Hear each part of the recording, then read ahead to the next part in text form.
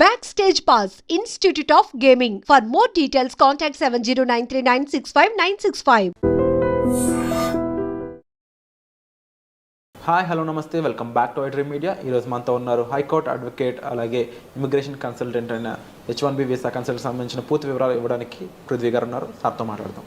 Hi sir. Hi Virat. Sir, current situation of NRI, అమెరికాలో ఉన్న NRI situation ఎలా ఉందంటే అమెరికాలో ఉండలేరు, ఇటు ఇండియా రాలేరు అన్న విధంగా ఉంది. ఎందుకంటారు? అసలు ఏం జరుగుతుంది అక్కడ రైట్ నౌ? ఇప్పుడు అమెరికాలో ఉండేవాళ్ళు పర్మనెంట్ రెసిడెన్సీ కానీ, అక్కడ ఉండేటువంటి రెసిడెన్సీస్, అక్కడ ఉండేటువంటి గ్రీన్ కార్డ్ హోల్డర్స్ కానీ, అక్కడ సిటిజన్షిప్ గురించి మనం పెద్ద వరి అవ్వాల్సిన అవసరం లేదు. వాళ్ళకి ఆల్రెడీ సెటిల్డ్ దేర్. అక్కడ వాళ్ళని ఏమీ టచ్ చేసేటువంటి ఆస్కారం ఉండదు. మనకి ప్రాబ్లం వల్ల ఎవరికి వస్తుందంటే H1B వీసా మీద వెళ్ళిన వాళ్ళ దగ్గర వస్తే ప్రాబ్లం. H1B వీసా వాళ్ళు వెళ్ళే వాళ్ళకి, అక్కడ ఆల్రెడీ ఉన్న వాళ్ళకి ప్రాబ్లం వస్తుంది. ట్రంప్ ఉద్దేశం ఏంటంటే ముందు అక్కడ ఉండేటువంటి ఎంప్లాయీస్కి, H1B వీసా ఎంప్లాయీస్కి శాలరీలు పెంచేస్తాడు ఫస్ట్. అంటే ఉన్నటువంటి $1,20,000 పర్ యానం US డాలర్స్లో వచ్చేటువంటి ఎంప్లాయీస్ ఎవరైతే ఉన్నారో వాళ్ళకి ఒక్కసారి శాలరీ పెంచేస్తాడు. అంటే 1,20,000 నుంచి 1,40,000, 1,50,000 చేస్తాడు. తన ఉద్దేశం ఏంటంటే ఈ 1,50,000 జీతం శాలరీ తీసుకోగలిగినటువంటి వాళ్ళు మాత్రమే అక్కడ ఉండాలి. ఓకే. మిగతా వాళ్ళు with in short term they have to వాళ్ళు పెట్టి బేడా సర్దుకుని ఇండియాకి వెళ్ళిపోవటమే.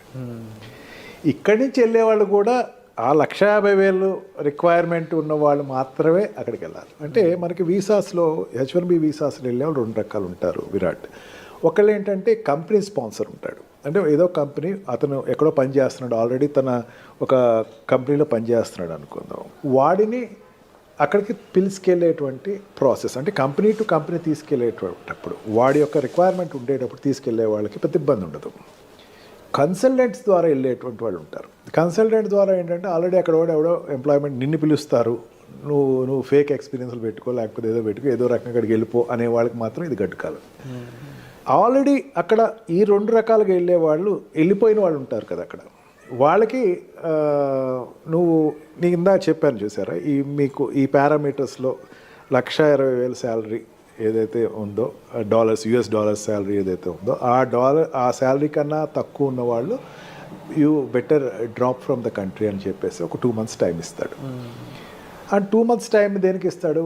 Search for a new job. వాడికి సర్చ్ చేసినా సరే వాడికి అక్కడ రావాల్సిన 1,20,000 శాలరీ తోటి ఉండేటువంటి ప్రమాణాలతో ఉండేటువంటి కంపెనీలో జాయిన్ అవ్వాలి.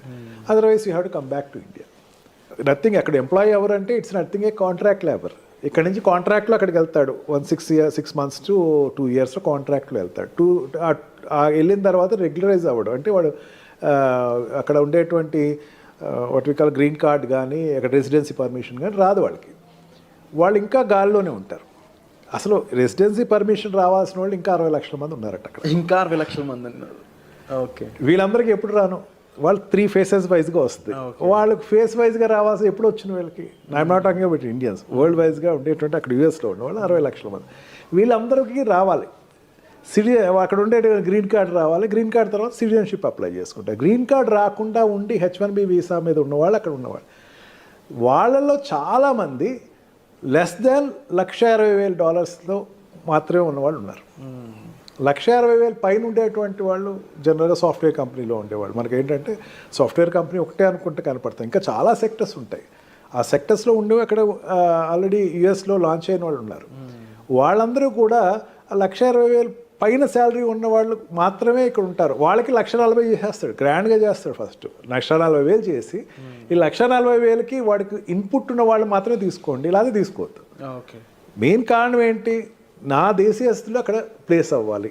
అంటే అక్కడ జనరల్గా అక్కడికి వెళ్ళే వాళ్ళు అక్కడ ఉండే వాళ్ళతో కాంపిటేటర్స్ అవుతారు. 1,20,000 శాలరీ అండి, 1,20,000 శాలరీ కన్నా తక్కువ ఉండేవాడు అక్కడ ఆల్రెడీ దొరికేస్తున్నాడు. వాడితో వీడి కాంపిటేటర్. నిన్ను తీసుకోవాలంటే నీకు ఎక్స్ట్రా టాలెంట్ ఉండాలి. నీ పర్సనాలిటీ నువ్వు ఎంబోర్డ్ చేసుకోవాలంటే నీకు you must be an extraordinary person for US. నిన్ను తీసుకెళ్ళాలి అనుకుంటే ఆ రకంగా నువ్వు వెళ్ళిన వాళ్ళు చూడాలి అని చెప్పేసి ట్రంప్కు ఒక నిర్దిష్టమైనటువంటి ఆలోచన అయితే తీసుకొచ్చే అవకాశం ఎక్కువే కనపడుతుంది. ఈ రకంగా చూసుకుంటే వెళ్ళే వాళ్ళకి ఆల్రెడీ ఎగ్జిస్టింగ్ ఉన్న వాళ్ళకి కూడా కొంచెం ఇబ్బందులు అయితే ఖచ్చితంగా ఉంటుంది. బట్ ఒకటి నా స్ట్రాంగ్ ఫీలింగ్ ఏంటంటే మన ప్రైమ్ మినిస్టర్ తోటి ఆయన మంచి రిలేషన్షిప్ ఉంది. అఫ్ కోర్స్ అని చైనాకున్న వ్యతిరేకత ఇక్కడ టార్గెట్ అంతా కూడా చైనా వాళ్ళ మీద ఎక్కువ టార్గెట్ ఉంది, కానీ ఇండియన్స్ మీద అంత ఎక్కువ టార్గెట్ అతనికి లేదు. ఓకే, ఖచ్చితంగా లీజర్ పీరియడ్స్ ఏదైనా ఉంటే పెంచవచ్చు. అండ్ ఈ what we call for example ఇప్పుడు ఎకానమికల్గా చూసుకుందాం. ఎకానమికల్గా చూసుకుంటే అక్కడ ఇంపోర్ట్స్ ఏదైతే ఉన్నాయో చైనా నుంచి వచ్చేటువంటి ఇంపోర్ట్స్ని 60% ట్యాక్స్ పెంచే అవకాశం ఉందన్నాడు. అంటే చైనా నుంచి ఇంపోర్ట్ అయ్యేటువంటి వస్తువులన్నిటినీ కూడా ట్యాక్స్ పెంచే అవకాశం ఉంది. ఇప్పుడు అమెరికాలో ఎక్కువ చైనా గూడ్స్ దొరుకుతాయి మనకి. ఆ గూడ్స్ అన్నిటినీ 60% ట్యాక్స్ పెంచేస్తున్నాడు, ఎందుకంటే డిస్కరేజ్ చేయటం కోసం అని చెప్పేసి తనకి మెయిన్ ఉద్దేశం అది. ఈ రకంగా ప్రతి సెక్టర్స్లోనూ అతనికి ఈ చైనాని ఎంత డిస్కరేజ్ చేయాలి అని ఉంది. He got good friendship with Indian prime minister. Indian తోటి మంచి రిలేషన్స్ అయితే ఉన్నాయి. మెయిన్ ఏంటంటే చాలామంది అనుకుంటూ ఏంటంటే ఇండియాకి చాలామంది H1B వీసాలో ఇండియాకి వచ్చేస్తారు, లేకపోతే ఇండియా వాళ్ళు చాలా ఎఫెక్ట్ అవుతారు. కానీ మరి నా స్ట్రాంగ్ నమ్మకం ఏంటంటే ఇండియాతోటి రిలేషన్స్ ఎస్టాబ్లిష్ అయితేనే తనకి చైనాతోటి పోటీ పడవచ్చు.